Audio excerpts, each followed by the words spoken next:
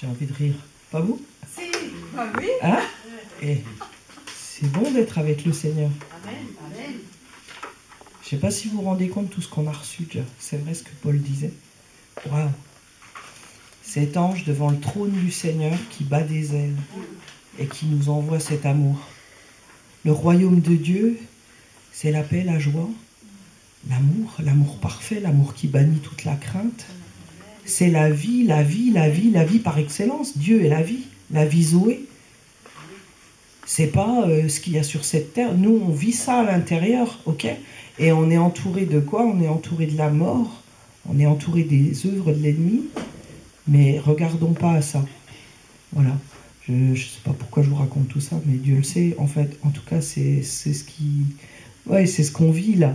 On vit, on est visité par le Seigneur, il est au milieu de nous. Et oui, notre frère parlait de ce qu'on raconte. Hein. Paul dit de prophétiser. Prophétiser, c'est parler sur nos vies aussi. Hein. C'est pas le grand ministère prophétique, je vais t'annoncer que dans le...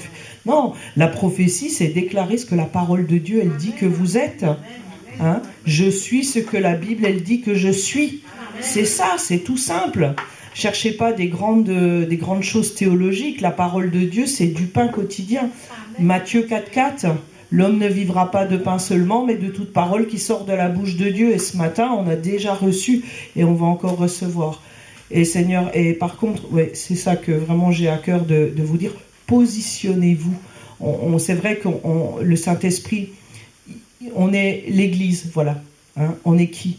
Alors, j'avais à cœur aussi de vous dire ça. J'ai plein de choses là qui bouillonnent dans mon cœur, alors je vais essayer de ne pas être brouillon, parce que je ne voudrais pas que ça passe à côté de quelque chose, quoi.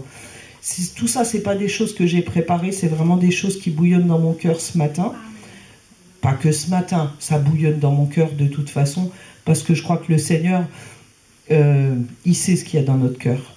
Et en fait, voilà. Donc le titre de mon message ce matin, c'est « Dieu regarde au cœur ». Voilà, je vous donne le titre. Ça vient comme ça, merci Seigneur.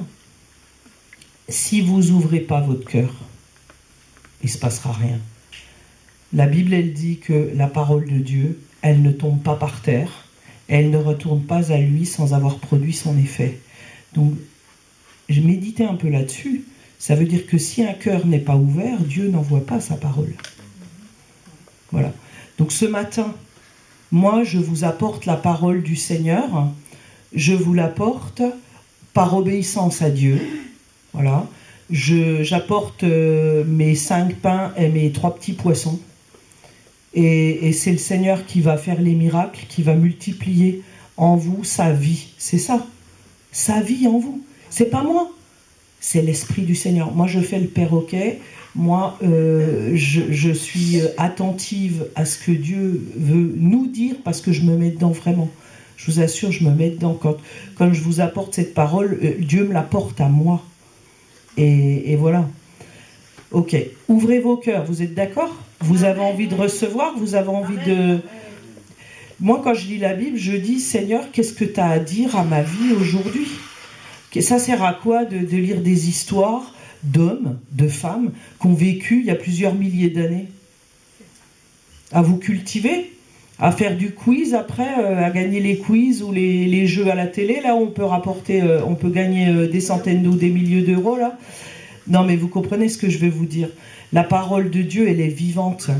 Et alors là, je vais rentrer dans mon sujet, du coup. Alors, juste, vous ouvrez vos cœurs? On ouvre nos cœurs ensemble? Amen. Merci Seigneur, parce que ce matin, tu entends ton peuple, tu entends tes enfants qui te disent, Seigneur, on ouvre nos cœurs, on veut entendre ta voix.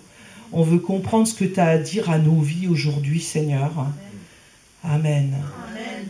Pourquoi? On ne va pas aller dans tous les passages que je vais vous citer, mais je vous donne les références. Et comme ça, vous pouvez aller vérifier si c'est bien la parole du Seigneur. Éphésiens 2, si vous lisez, Dieu a préparé des bonnes œuvres à l'avance afin qu'on les pratique. Alors là, je n'ai pas le psaume exact parce que si je commence, je ne peux pas vous donner toutes les références, mais c'est dit plusieurs fois. David dit que nos destinées sont dans sa main, mes destinées sont dans ta main. C'est pas dit qu'à un endroit dans la parole, c'est dit à plusieurs endroits. Et voilà. Et on est créé pour accomplir les bonnes œuvres que Dieu a préparées d'avance pour nos vies. Et cette affaire-là, ça nous renvoie à vivre par la foi.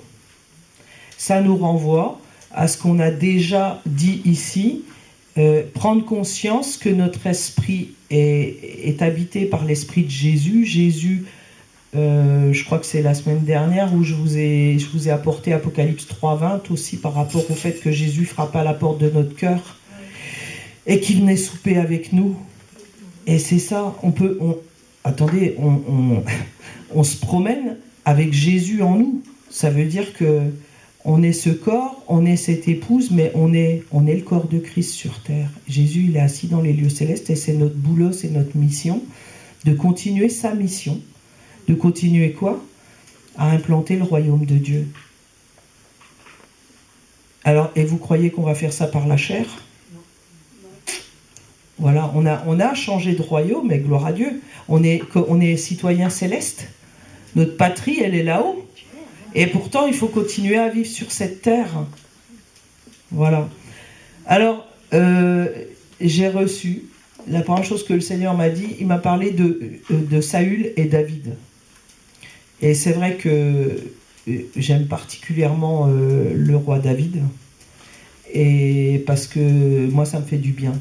Ça me fait du bien. Et je ne voudrais pas que ma vie soit écrite dans la parole comme la sienne, entre nous soit dit.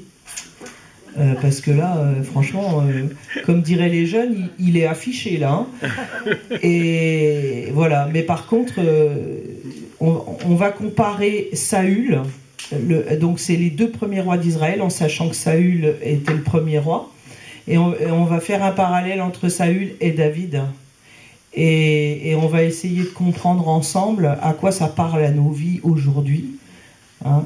Voilà, donc je vais mettre mes lunettes et puis je vais vous donner, parce qu'aujourd'hui il va y avoir beaucoup de versets de la parole.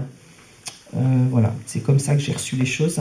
Et parce que la Bible, quand on l'enseigne, en fait on répète la Bible, c'est tout. Mais là j'ai des références intéressantes, je crois. Donc, simplement, comme je vous disais, l'histoire de ces hommes et de ces femmes, c'est là pour nous enseigner. Donc, si vous peut-être n'allez pas chercher tous les passages parce que ça va être trop long après, mais dans 1 Corinthiens 10:11, Paul nous dit « Ces choses leur sont arrivées pour servir d'exemple et elles ont été écrites pour notre instruction, à nous qui sommes parvenus à la fin des siècles. » Après, dans Hébreux 6:11, nous désirons que chacun de vous montre le même zèle pour conserver jusqu'à la fin une pleine espérance, de sorte que vous ne vous relâchiez point et que vous imitiez ceux qui par la foi et la persévérance héritent des promesses. Et puis 1 Corinthiens 10:6, or ces choses sont arrivées pour nous servir d'exemple. Non. Afin que nous n'ayons pas de mauvais désirs comme ils en ont eu. Voilà, c'est presque la même chose que 1 Corinthiens 10:11 le début, mais la suite est différente. Comme quoi, hein, la Bible, elle répète beaucoup les mêmes choses, y compris Paul, l'apôtre. Voilà. Ok, alors, je pense que beaucoup connaissent l'histoire de Saül et David parmi nous. D'accord.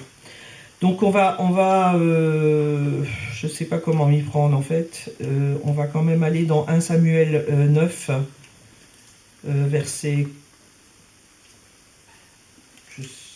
On va pas tout lire l'histoire de Samuel, parce qu'autrement on peut... l'histoire, pardon, de Saül, autrement on peut lire quasi 1 Samuel à partir de 9 jusqu'à 31.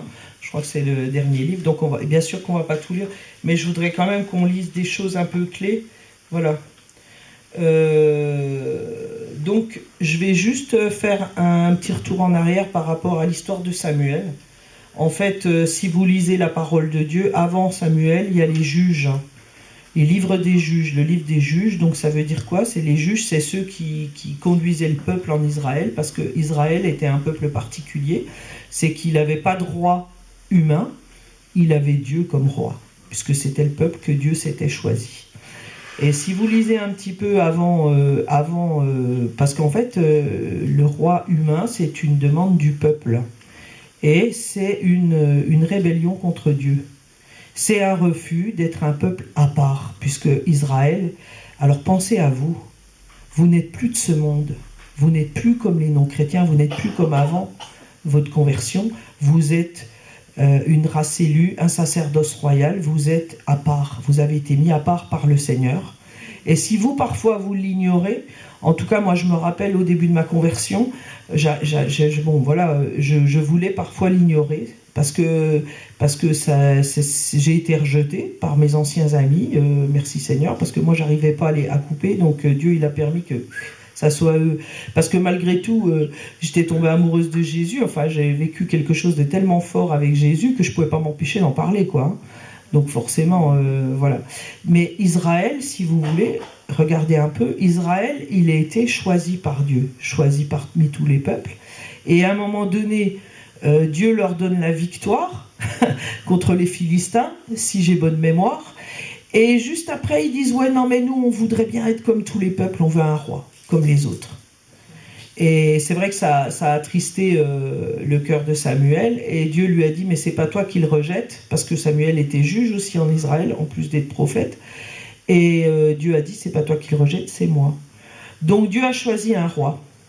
Et si vous regardez bien, Saül et David ont été deux rois choisis par Dieu, ils ont été oints par Dieu, c'est pour ça d'ailleurs que David, lui, n'a jamais voulu porter la main sur Saül, parce qu'il n'a jamais voulu tuer le oint de Dieu, ce qui n'était pas le cas de Samuel, hein, parce que voilà, Samuel, lui, il a cherché à faire mourir David. Alors, on peut... Saül, pardon. Ouais, Samuel, pardon. Saül, merci. Saül, il a essayé de faire mourir David plusieurs fois. Voilà. Donc, par rapport à Saül, c'est le choix de Dieu, c'est vrai. Mais si vous regardez un petit peu, alors je vais essayer de vous donner les versets. Donc je vous passe la rencontre. Hein, donc si je vais vous le résumer quand même. Saül est à la recherche des ânesses de son père, hein, qui sont sauvés. Il est avec un de ses serviteurs. Et en fait, ils vont aller après, comme il ne les trouve pas, le serviteur, il a une idée lumineuse, il lui reste une petite pièce au fond de la poche.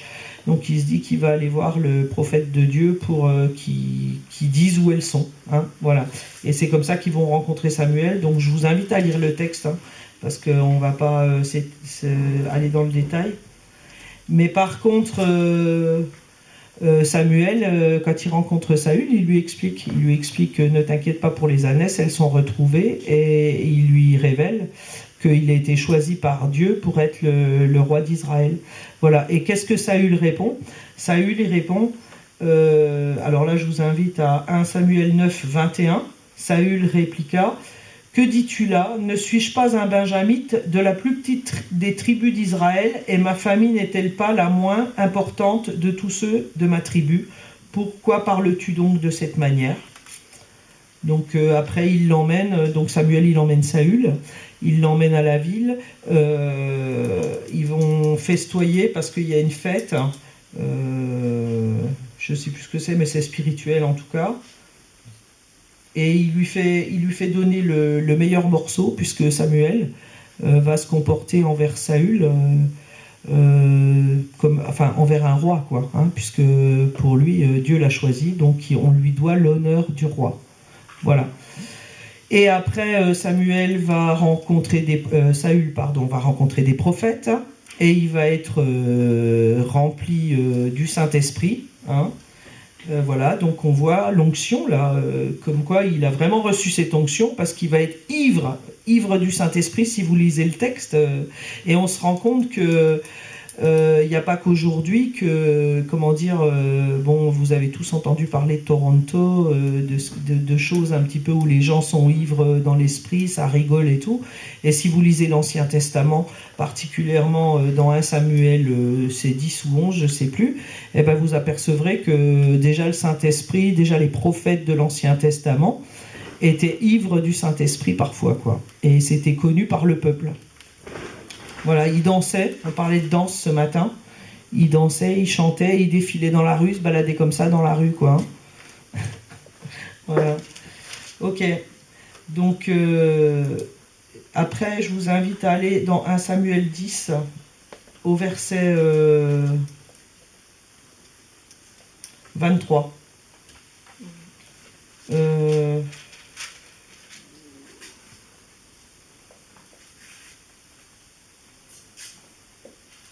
Ouais, et juste avant, je vais vous résumer ce qui se passe avant. Samuel, il réunit le peuple d'Israël et il leur annonce que Dieu a choisi un roi parmi eux et que c'est Saül de la tribu. Enfin, il arrive aux tribus, il convoque toutes les tribus et il désigne la tribu de Benjamin. Et en fait, Samuel, il veut présenter Saül, mais Saül, il se cache. Il est planqué derrière des bagages. Voilà. Et en fait, alors on interrogea de nouveau l'Éternel. Hein, je lis un petit peu avant le verset 23, ou verset 23. Alors on interrogea de nouveau l'Éternel en demandant, y a-t-il encore quelqu'un qui soit venu ici ? Et l'Éternel répondit, oui, c'est Dieu qui va le moucharder. Oui, il se cache du côté des bagages. Ils coururent et le tirèrent de là pour le placer au milieu du peuple. Et voici qu'il dépassait tout le monde de la tête. Samuel dit à tout le peuple, « Voyez celui que l'Éternel a choisi, il n'a pas son pareil dans tout Israël. » Tous l'acclamèrent au cri de « Vive le roi !» Voilà. Donc Dieu a choisi Saül avec les critères que les hommes ils aiment. C'est-à-dire il était beau, il était beau, il était fort, il avait une tête de plus que tout le monde et c'était un guerrier.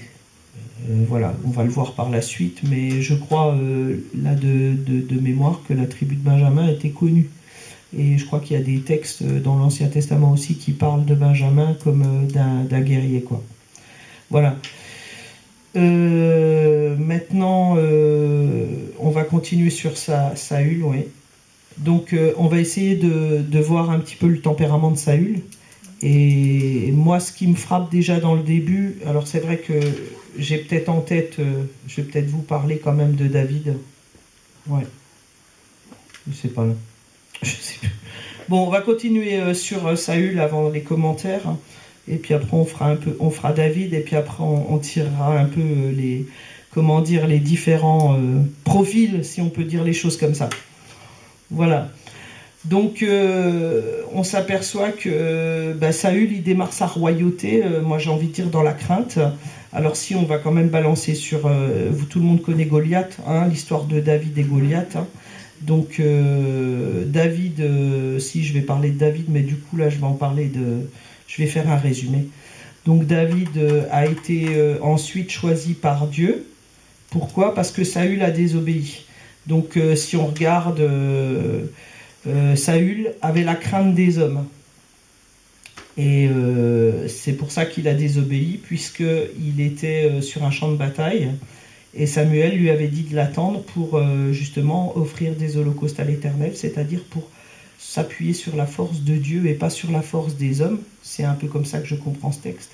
Et Samuel a tardé à venir, et Saül a attendu 7 jours, et en fait il a décidé d'offrir lui-même l'holocauste. Et c'était pas pensable, puisque c'était seul le prophète qui pouvait le faire, quoi. Donc c'était un peu comme si... moi je le traduirais, c'était un peu comme si il forçait ou il voulait... c'est comme quand on fait les choses spirituelles par la chair, quoi. Voilà. En gros, c'est ça. Et pourquoi Saül a fait ça ? Parce qu'il n'a pas regardé à Dieu, il a regardé à ses hommes, et il tremblait de peur devant ces hommes. Il a regardé à lui et il a regardé à l'homme, il a regardé à la chair. Et en fait, toute cette affaire-là est une question de chair. Et c'est vrai qu'il avait raison d'avoir peur, Saül, du peuple qui était en face de lui, parce qu'on les connaît. Il voulait tuer Moïse à plusieurs reprises. Il y a eu la révolte de Corée. Enfin bon, il y a toute cette histoire d'Israël que Saül y connaît aussi. Donc humainement, effectivement, il était en danger. Effectivement, il risquait que ses soldats se révoltent contre lui, parce que en fait, la seule autorité que Saül il avait sur ses hommes, c'est Dieu qui lui avait donné. Et en fait, c'était vraiment en ayant cette relation avec Dieu qu'il pouvait être dans cette sécurité. Quand on dit l'amour bannit la crainte. J'ai envie de dire, des fois on rencontre des situations dans nos vies où nos réalités, elles sont inquiétantes. J'ai envie de dire, c'est comme ça, c'est le début de la royauté de Saül, donc ça a été la guerre, il fallait qu'il reconquiert les territoires que les Philistins avaient repris. C'était le rôle du roi, c'était déjà d'instaurer, j'ai envie de dire, le royaume de Dieu, puisque la terre promise, ça c'est l'ancienne alliance, c'est le royaume, c'est ce qui annonçait, mais pas avec des armes humaines, quoi. Sauf que Saül était bien bâti et il comptait sur ses bras. Voilà. Et là maintenant on peut arriver à Goliath. Si on arrive, David a été oint, donc parce que Saül a désobéi. Alors je vais peut-être, avant encore Goliath, je vais peut-être juste vous lister les péchés de Saül, parce qu'on ne va pas non plus tous les développer. Donc il a été impatient, c'est-à-dire plutôt dans la crainte, donc il a décidé d'offrir des holocaustes à l'Éternel sans attendre Samuel. Après, il était stupide après dans la façon dont il gérait son armée. Il y a ce passage où il a interdit à ses hommes de prendre de la nourriture tant qu'ils n'auraient pas gagné la bataille. Mais si vous lisez ce texte, c'est dans 1 Samuel, alors je vous donne la référence, on ne va pas aller le lire, 1 Samuel 14, versets 24 à 46, vous avez cette histoire-là, et vous verrez que Saül, il parle de sa victoire. Il parle pas des intérêts de Dieu, il parle pas des bonnes œuvres que Dieu lui a demandé d'accomplir, il parle de lui en tant que roi, en tant que guerrier, en tant que nanin. Et tant que vous n'aurez pas vaincu mes ennemis et que j'aurai pas ma victoire, je vous interdis de manger de la nourriture. Et notre frère Michel nous parlait du pouvoir de la langue, que quelque part il y a ce verset qui dit que la vie et la mort sont au pouvoir de la langue. Et Saül, à ce moment-là, il a même prononcé une malédiction sur celui qui désobéirait. Et celui qui a désobéi, c'est Jonathan. Mais Jonathan, il ignorait cette stupidité. Parce que Jonathan donc était l'ami de David, comme vous le savez, et c'était vraiment, si on regarde la vie de Jonathan, c'était un homme de foi, il aimait l'Éternel, il avait le respect de l'Éternel, quoi. Et il avait même accepté, Jonathan, que c'est pas lui qu'allait régner à la place de son père, et ça, son père pouvait pas le comprendre. Parce que Saül a essayé de défendre sa royauté d'une manière charnelle, en disant c'est normal, ça doit revenir à mes fils, mon trône doit revenir à mes fils, malgré que Samuel avait dit à Saül que Dieu l'avait rejeté, quoi. Voilà. Donc il s'est entêté jusqu'au bout, Samuel. À aucun moment il a fait demi-tour. Saül, pardon, excusez-moi. On va bientôt le quitter, donc comme ça je vais éviter de me tromper de nom. Qu'est-ce qu'il a fait il a assassiné un prêtre qui avait donné les pains à David et à ses soldats et l'épée de Goliath. Et après, il est allé voir une nécromancienne, c'est-à-dire une sorcière qui consulte les morts. Et il a fait revenir Samuel, puisque c'était ça en fait, c'était à Samuel de l'autre monde, quoi. Et puis la fin de sa vie, c'est quoi il n'est pas mort comme David dans son lit, rassasié de jour. Il est mort, il s'est jeté sur son épée, donc il s'est suicidé d'une certaine façon, quoi. Parce que, bon, alors après, on peut discuter sur ce suicide. Moi, mon propos, c'est pas de dire que Saül, il s'est donné la mort et que c'est un péché de s'être donné la mort. C'est pas ça mon propos, parce qu'il y a un contexte un petit peu spécial et il voulait pas être tué par ses ennemis, quoi. Donc on peut un petit peu comprendre les choses, mais c'est dire qu'il a eu une fin brutale. Et voilà, il n'est pas mort paisiblement. Voilà. Ok, alors maintenant on va passer à David. Donc David, David était berger, et quand Dieu a rejeté Saül, il a dit à Samuel d'aller oindre un nouveau roi, et il l'a envoyé dans la famille de David, dans la famille d'Isaïe. Et où il y avait 8 garçons, dont David est le dernier. Donc Samuel, quand il est arrivé, il a vu plein de beaux jeunes hommes, bien musclés, hein, à savoir qu'il y avait au moins 2 frères, en tout cas c'est connu, ça, les autres je ne sais pas, qui étaient dans l'armée de Saül. Et ils avaient, de ce qu'on peut comprendre en lisant la Bible, ils avaient une belle prestance, c'était des militaires bien bâtis, quoi. Voilà. Et donc Saül, ben voilà, il a été vers ce que sa vue lui disait un petit peu sur la même base que Saül, hein, sauf que Dieu là, il a fait les choses autrement. Parce que moi j'ai envie de dire, c'est vrai que Saül, c'est le choix de Dieu, mais c'est le choix de Dieu avec ce qui frappe à la vue, quoi. Alors que David, c'est pour moi, hein, c'est ma façon à moi de voir les choses, c'est le vrai choix de Dieu. Parce que là, pour le coup, c'est ce que Dieu dit à Samuel, je ne regarde pas à la vue, mais je regarde au cœur. Voilà. Et c'est pour moi, c'est cette phrase-là qui me fait dire que David, c'est le vrai choix de Dieu par rapport à la royauté. Et quand on regarde aussi, alors on a parlé de Saül, des débuts de sa royauté, on a été rapidement sur ses péchés, mais qui sont aussi pas moindres, surtout spirituellement, si vous regardez. Hein. Et maintenant, on va parler de David. Hein. Donc, Samuel, il demande à un moment donné au père, il dit, est-ce là tous les fils que tu as ? Et le père dit, non, j'en ai un qui est en train de garder les moutons, là, dans les champs. Et alors, c'est pas marqué dans la Bible, mais pour l'avoir lu, je crois que David, à ce moment-là, était un adolescent. Et on peut comprendre que le père, il n'ait pas pensé à son fils qui était adolescent, en plus qui gardait les moutons, donc il n'avait pas fini sa croissance encore, même si l'époque était différente de la nôtre. Ouais, voilà. Donc on est allé chercher David, à la grande surprise du père et des frères, et Samuel a oint David, voilà. Ok. Et après, on a l'épisode de Goliath, donc le père de David, il demande à David d'aller apporter à manger à ses frères, qui sont sur le champ de bataille face aux Philistins dans l'armée de Saül. Et c'est en amenant à manger à ses frères que David, qu'est-ce qui se passe là ? Eh bien David, il est irrité de voir que les Philistins, et notamment Goliath, ce géant, il s'en prend au peuple de Dieu et à Dieu lui-même, quoi.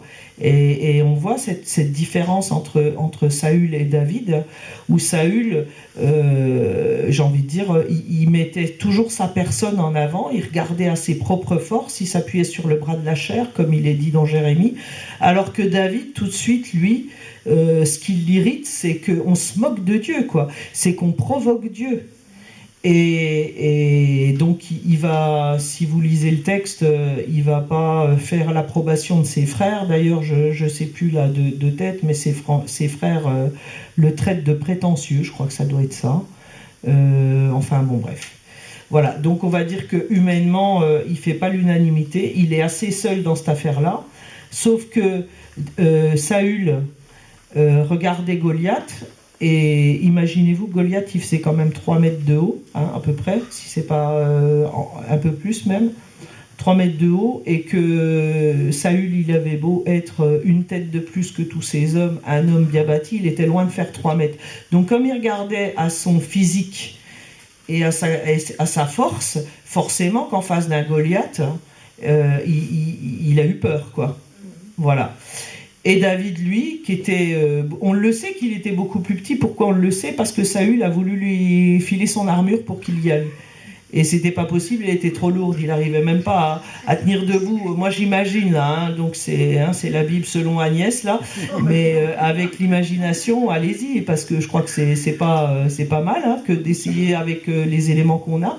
Ça peut aussi nous aider à nous parler à nos vies. Parce que c'est ça le but. Ce que je vous disais au départ, hein. Voilà. Et donc David, à un moment donné, il a refusé d'enfiler, je dirais, le costume. Hein, et quelque part, ça nous parle aussi. Hein. C'est à qui on va demander de l'aide, à qui on va demander la solution. Donc il n'a pas du tout mis l'armure de Saül, il n'y est pas allé avec des méthodes militaires humaines. Il est allé en proclamant que son Dieu était grand, était fort, et il s'est placé en Dieu. Et j'ai envie de dire, quand le Nouveau Testament nous dit qu'on est assis dans les lieux célestes avec Jésus, et qu'on regarde en bas son ennemi vaincu, moi j'ai envie de dire que David, il était déjà dans cette position. Parce que c'est pas possible autrement. C'est pas possible qu'un petit Gugus aille affronter un géant qui défiait, qui avait un javelot de 3,6 kg. Imaginez-vous, 3,6 kg le javelot, quoi. Avec la force et tout. Voilà. Mais lui, il avait confiance en Dieu, il avait cette relation avec Dieu. David, quand il était berger, il tuait des lions et des ours. Donc, il était déjà habité par cette relation avec Dieu et cette force surnaturelle. Et c'est vrai que c'est pas... Moi, je crois que s'il n'avait pas eu cette relation avec le Seigneur et s'il n'avait déjà pas pris l'habitude... Alors déjà, c'est déjà une tournure de cœur. Je vais revenir à ça. David, c'est le choix de Dieu, du cœur de Dieu. Pourquoi ? Comme David, il gardait les moutons de son père, il se mettait, on va dire, il a risqué sa vie pour sauver les moutons de son père. Et là, moi, je crois qu'il y a quelque chose que David avait, en tout cas avait compris, dans le respect par rapport à son père. Et je pense que c'est quelque chose qui venait aussi de sa relation avec Dieu. Voilà. Et moi, je trouve qu'on voit la position de son cœur. Dès le départ, la position de son cœur. Et ça, c'est avant Goliath. Et moi, je crois que s'il n'y avait pas eu cette position de cœur avant, il n'y aurait pas eu Goliath. Dit autrement, c'est vrai que c'est pas quand l'épreuve elle arrive qu'on construit son bateau de foi. Voilà. Et quelque part, David avait déjà cette foi et cette connaissance de la fidélité, de l'amour, de la puissance de Dieu. Et surtout, il avait cette conscience de l'amour de Dieu pour son peuple et déjà, du plan de Dieu. Parce qu'il était déjà oint par Samuel. Ne l'oublions pas aussi, quoi. Voilà. Et donc voilà ce que David a fait. Donc il a défié Goliath, il a ramassé, je crois que c'est 5 cailloux, et il a visé, et c'est tombé là, et le géant est tombé mort, quoi. Et donc c'est un miracle. Alors après ça, ouais, je vous cite de mémoire. Après ça, en fait, Saül, il a honoré David. Il a honoré David d'un point de vue humain, puisqu'il l'a fait rentrer dans son armée. Et ce qui s'est passé, c'est qu'après, Saül est devenu jaloux de David et s'est senti en danger. Pourquoi ? Parce que c'est là qu'on a commencé à célébrer les femmes qui chantaient. Saül a tué ses 1000 et David ses 10 000. Et oui, c'était pas juste quelque part. C'était pas juste parce que même... déjà, on ne sait même pas si c'était vrai. Certainement que David, il avait tué Goliath, donc on peut imaginer qu'il avait la faveur de Dieu, la force du Seigneur et tout ça. Mais oui, enfin bref. Donc ce que je veux dire par là, c'est que David a marché par la foi, il a marché par l'esprit. C'est Dieu qui a agi au travers de lui. Et qu'est-ce qu'on voit ? L'ennemi qui vient après. Et vous savez à quoi ça m'a fait penser ce passage ? À ce que Nancy Saria nous a partagé sur l'esprit de Python. Dans Actes 16,16, parce que j'ai été rechercher le passage, dans Actes 16,16, donc là, on prend l'Ancien Testament et on revient dans le Nouveau. Et là, on se sent peut-être un peu plus concerné. Mais dans Actes 16,16, qu'est-ce qui se passe ? Il y a Paul, et je ne sais plus avec qui il est. Donc, on peut y aller peut-être, vite fait. Et après, ouais.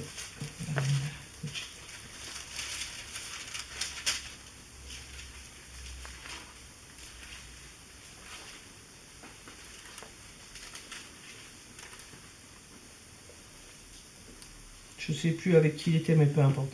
Il était avec quelqu'un. Paul, il était à Philippe. Avec qui ? Silas, voilà. Ouais. Donc un jour que nous nous rendions au lieu de prière, un esclave vint à notre rencontre. Une esclave, pardon. Elle avait en elle un esprit de divination et ses prédictions procuraient de grands revenus à ses maîtres. Elle se mit à nous suivre, Paul et nous, en criant à tue-tête. Ces hommes-là sont des serviteurs du Dieu très haut. Ils viennent vous annoncer comment être sauvés. Voilà, c'est pas rien ce qui est dit. C'est voilà comment le diable il peut faire.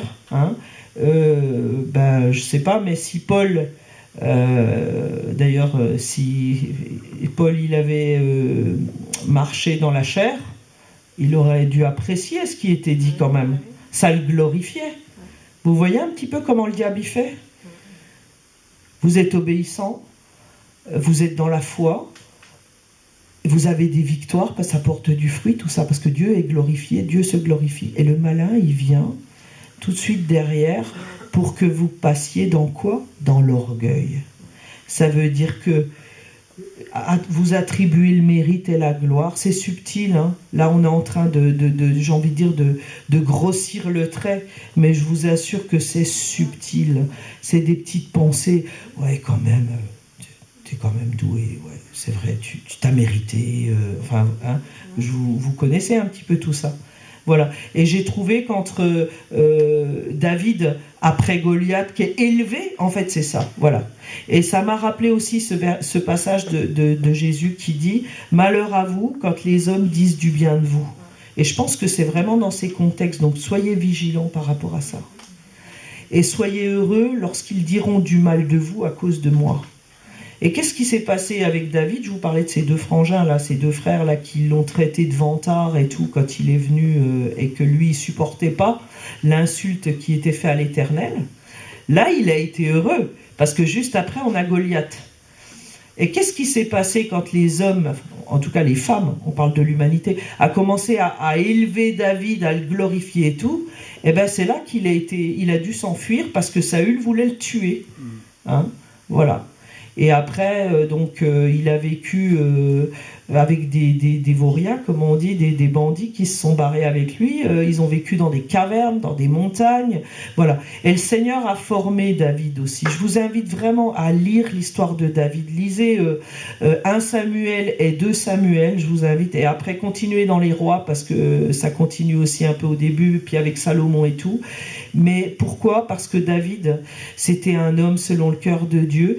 Et pour autant, si vous regardez la vie de David, il était loin d'être parfait. Il avait des faiblesses charnelles, hein, et qui d'ailleurs lui ont valu beaucoup de malheur sur cette terre, notamment dans sa famille, hein, puisque David, il aimait les femmes. Et c'est vrai que il y a ce verset dans les rois. Je cherche ma référence. Je crois que c'est un roi 15, mais...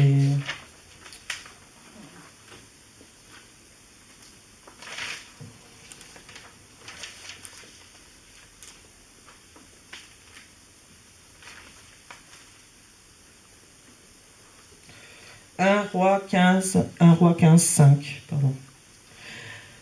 Donc David, il est dit, David avait fait ce qui est droit aux yeux de l'Éternel et il ne s'était détourné d'aucun de ses commandements pendant toute sa vie, excepté dans l'affaire d'Uri le Hétien. Voilà. Hein, donc pour ceux qui ne sauraient pas, David, au lieu d'être au combat avec ses soldats, donc qu'est-ce qu'on pourrait dire, il n'était pas au bon endroit. Hein. Ben oui, il aurait dû être à la tête de ses troupes. Hein. Et donc que ça nous enseigne aussi à nous, quand le Saint-Esprit nous dit non, tu vas pas là, non, tu fréquentes pas telle personne. Hein. Et ben, quand on commence à désobéir, on ne sait pas jusqu'où ça va nous emmener. Et David, il n'était pas à sa place, il n'était pas à sa place de roi. Voilà, il flânait. La Bible, elle dit que l'oisiveté est mère de tous les vices. Ben, il était oisif à ce moment-là. Et qu'est-ce qui s'est passé? Ben, hop, une belle femme qui se baignait sur la terrasse en dessous. Et comme il était le roi, parce qu'il avait ce problème avec les femmes, ben là, il a abusé de son pouvoir.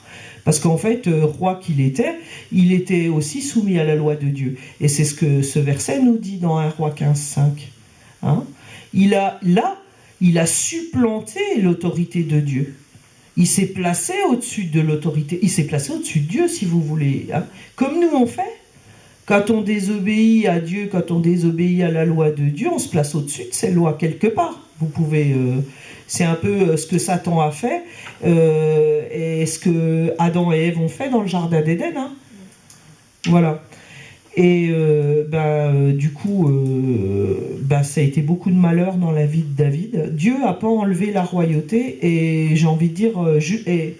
Je reprenais un peu tous ces passages et ce qui m'a frappé aussi, c'est que juste avant ce péché, Dieu a dit à David qu'il lui créait une dynastie